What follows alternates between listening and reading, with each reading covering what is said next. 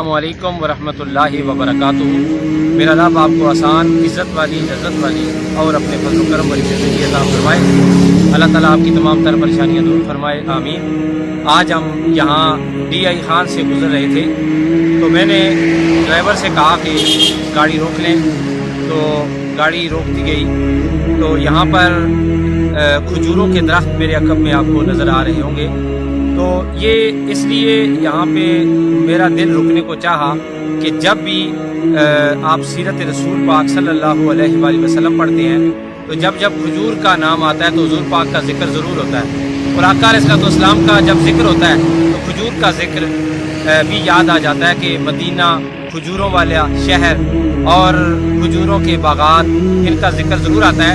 تو ہم جب بھی کھجوروں کے پاس سے گزرتے ہیں یا کھجوروں کے درختوں کے پاس سے گزرتے ہیں تو ہمیں حضور پاک صلی اللہ علیہ وسلم ضرور یاد آتے ہیں۔